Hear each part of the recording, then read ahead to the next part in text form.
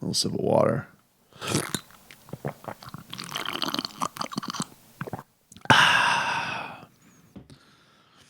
Maybe I'll just turn this YouTube channel into an ASMR channel. Who knows? We'll just get really sound effecty with it when it comes to reacting to these games. You know, maybe we need to do some more soothing of these games because they're so clutch all the time. It's just always, all right. And I like how Eric Spoelstra loves to start these press conferences and he goes, money's worth? This Eric Spoelstra, if he wanted to, he could just run for mayor because he knows how to spin it. He's not only a genius coach, but instead of everybody frustrated that you're in a dogfight with the worst team, he goes, well, we had fun, didn't we? At the end, Jimmy Butler, little dunk on everybody's head before time expires. Who doesn't love that? Hell of a play by Jimmy. Jimmy, who was like sleepwalking through this entire night, just goes into attack mode, gets himself to the free throw line a whole bunch, and then of course finishes it off with the game-winning dunk. Got up there, dude. What does he always say? He's a wide receiver, best hands in the league, baby. And 22 got it done when they needed it.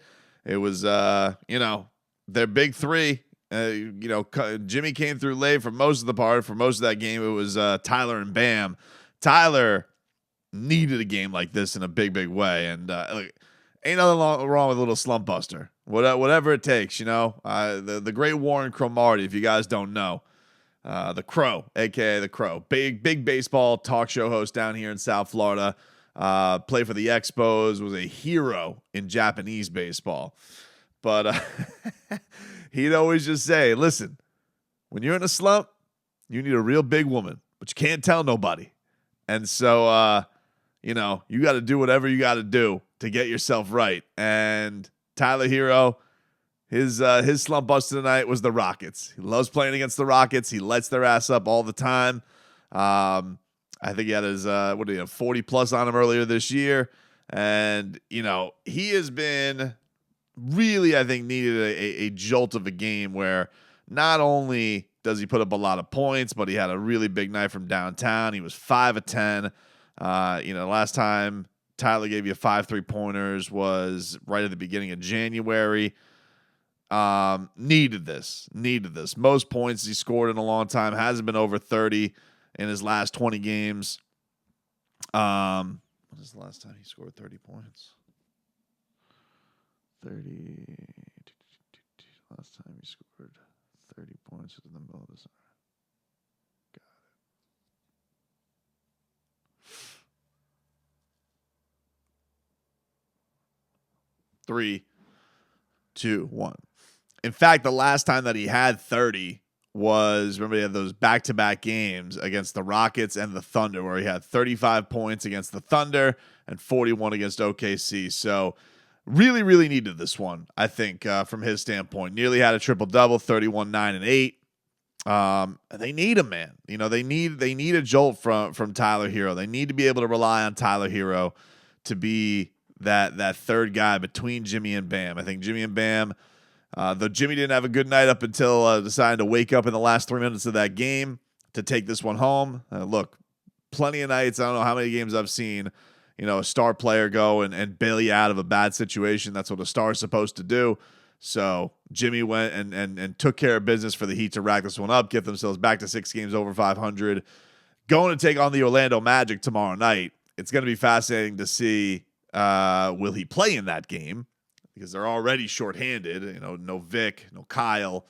Who knows what the buyout deadline looms. They played Jamari Bouye tonight. So, they tried to give a little bit more of run, and Jimmy did play under 30 tonight, so it wasn't like a huge workload for him. Thankfully, they monitored that, but it was a lot of you're looking at tomorrow, and we got a big night from Tyler tonight. Probably going to need a big night from him tomorrow if the Heat are going to have a chance to go and win these back to back. But really, really nice for him to get that and just have that aggression from downtown, man. Taking 10 from down, he is far and away the best shooter on the team. He is, and too many nights just go idly by where it's just like Tyler did not shoot enough from downtown. He didn't. He needs to He needs to keep that aggression going of going out here and taking double-digit three-pointers. Like, a lot of the time, that needs to be where he goes. Like, yes, there has to be an element to his game where, he adds the free throws, but because this team is so starving for shooting, he's got to be that guy. He has to be that guy, especially in that starting lineup where he can create that space. He can have defenses fear what he's going to do. And I think you just see too many times he lets them off the hook. They throw some bodies at him. And we see, like, this guy can hit three-pointers in just crazy positions from crazy range with crazy confidence. And I feel like too many times he lets these defenses off the hook where they're throwing bodies at him. He goes in, he throws up that baby float from time to time. Like, God, I want to see more of that. More the better from Tyler Hero shooting from downtown. And Spo, as you mentioned this today, that two-man game that he has, the band just makes it better. Makes it better, gets to that natural flow and chemistry, and they need to be able to dictate that. So, was happy to see that from Tyler tonight. I think that was one of the more important things outside of Jimmy carrying it home. Jimmy had that. Bam had that beautiful coast to coast early on in the game. But once again, when he wasn't on the court tonight, it was like disaster city for Miami. And this one, it got dicey. You never like to be in that position where, one of the worst teams in the league is taking you into a dogfight. But look, if you're a Heat fan and you haven't been watching this season, nothing surprising about that, really. They've doesn't matter if they're taking on the Nuggets coming up on Monday, taking on the Rockets tonight. It's gonna be a dogfight, no matter what. No matter what, it is usually going to be a tightly contested game. And see if they can get this probably back to back. It'll be interesting to see too what is going to come with this whole buyout market thing and where are they going to go in that direction. Because I tell you what, man, the fan base feels down bad right now with the trade deadline coming and going and nothing happening. But man, if they would have doubled down on that with a loss to the Rockets, I feel like in a lot of ways, I feel like they needed this just to not make the fan base be completely rats off a ship, which is kind of crazy to think about. A team would have been, 4 games over, nothing to write home about, but also not the worst thing in the world. So you get yourself over your position. You win tomorrow.